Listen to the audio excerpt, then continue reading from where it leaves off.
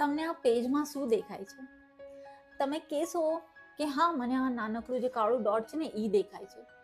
You know what, આપણું mind આવી જ રીતે કામ કરે છે. જ્યારે પણ આપણી લાઈફમાં બધું જ સ્મૂથ ચાલતું હોય પણ કાંઈ એક વસ્તુમાં ગડબડ ચાલતી હોય ને, તો આપણું માઇન્ડ હંમેશા ત્યાં જ ફોકસ કરશે. શું કામ?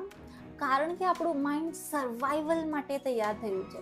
આપણા જે પૂર્વજો હતા એ કેવ્સમાં રહેતા હતા, ગુફામાં રહેતા હતા, એમાં ઘણા બધા ખતરા હતા અને એ ખતરાને પાર કરવા માટે આપણું માઇન્ડ બની ગયું સર્વાઈવલ માટે, સર્વાઈવલિસ્ટિક માઇન્ડ બની ગયું.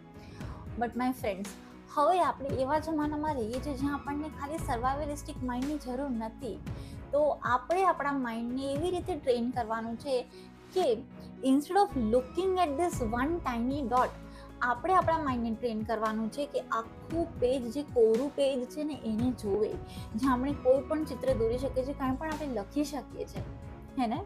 તો આ જ વસ્તુને કહેવાય છે રીફ્રેમિંગ. એટલે કે આપણે પ્રોબ્લેમને ચેન્જ તો નથી કરતા, પણ આપણે આપણા જોવાનો નજરિયો ચેન્જ કરીએ છીએ.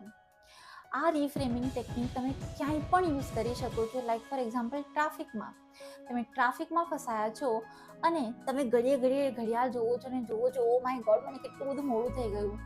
પણ એની જગ્યા ઉપર જો તમે તમારો નજરિયો ચેન્જ કરશો, લાઈક ફોર એક્ઝામ્પલ કે ટ્રાફિકમાં ફસાયો છું, ઇટ મીન્સ કે કેટલી બધી કાર લોકો પાસે છે, કેટલું બધું આ મારું જે સિટી છે એ કેટલું ડેવલપ થઈ ગયું છે, કરેક્ટ? તો તમે જ્યાં રેઝિસ્ટન્સ ફીલ કરો છો એ નહીં કરો, કે તમે આવી લાઈફ, એકદમ સુંદર લાઈફ જીવી શકશો, હે ને?